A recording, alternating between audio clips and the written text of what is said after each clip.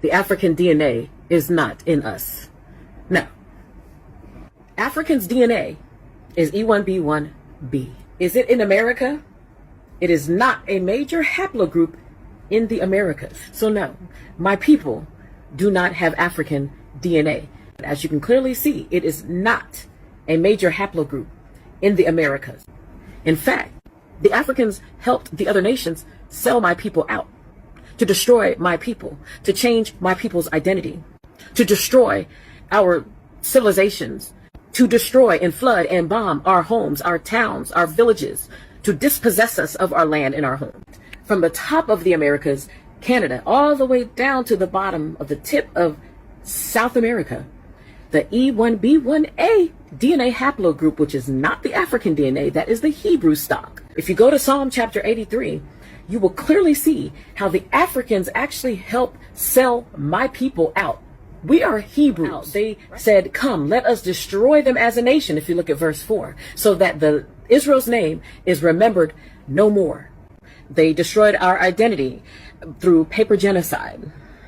Look for the names. Walter Plecker, Charles Darwin was a part of that, and a lot of other people. They plot together. They form an alliance against you. The tents of Edom, which are the Caucasoids, the Ishmaelites, which are the Arabs, which are the two major religions, Christianity and Islam, and then their descendants, because they wanted to take possession of my people's land. I have plenty of videos showing how they have pushed us off of our land.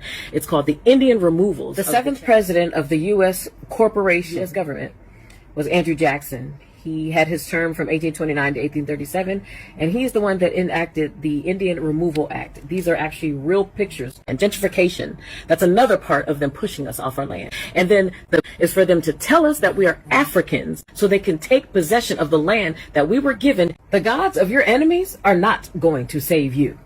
Point blank, period. You are literally breaking the very first commandment that was given to the Israelites, the E1B1A stock, which are not Africans. Thou shalt not have any other gods before me. What I do ask of Africans is that you stop trying to force us to call ourselves African. It's very disrespectful when you try to force us to say that we are Africans and tell us that we don't know who we are and we don't know what we're talking about. That's just like us going over there telling you that you're not a Nigerian, you're not a Kenyan, and then telling a Kenyan, you know that you're really Nigerian, you better say that you're Nigerian. That's how I feel when you do that to us in America. We are Hebrews, and we have totally different DNA than the Africans.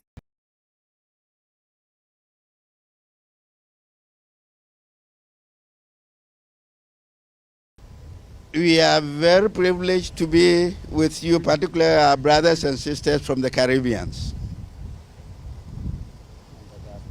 and the diaspora. And people from all over Africa, our brothers and sisters from all over Africa.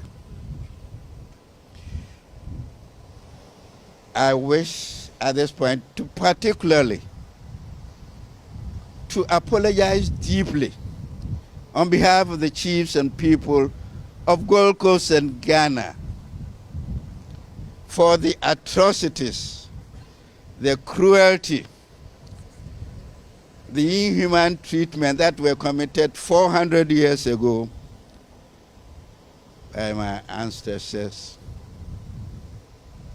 during the Atlantic slave trade,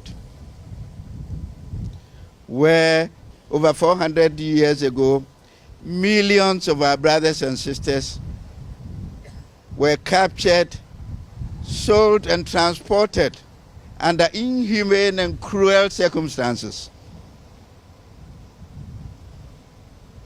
through Elmina Castle across to the Caribbean and to the New World.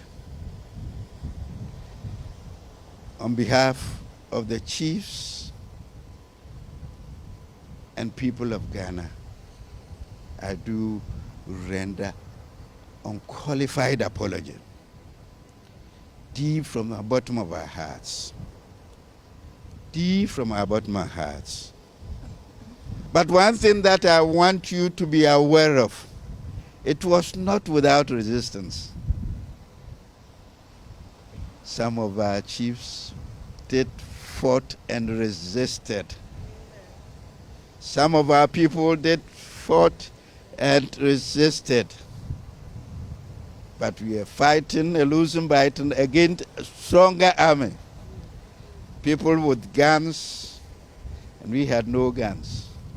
They deceived us with liquor and all other temptations. Whatever the circumstances that led us to us, we stand here to render apology. And it's my wish and prayer that this apology is accepted. It's accepted deep by our brothers and sisters from the diaspora. May the blood of Jesus assist us to overcome that evil, that never again should we witness this cruelty, this inhuman cruelty of man to man in this country. I thank you, and once again, on behalf of the chiefs and people of Ghana, we do render this apology. And I ask my colleague to add a few words to what I have said to you. And it's my wish and prayer that in the name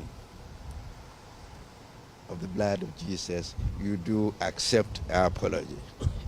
Thank you very much. We stand here once again symbolically at the gate of no return. We stand here as husband and wife.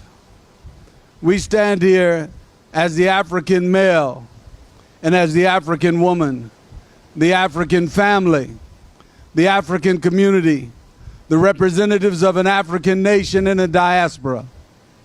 We have come to say that we've heard your words. We have discerned through our experience and through our journey that what the devil meant for evil, God meant for good. Through all our trials, through all our tribulations, God has a plan. That plan involves us standing together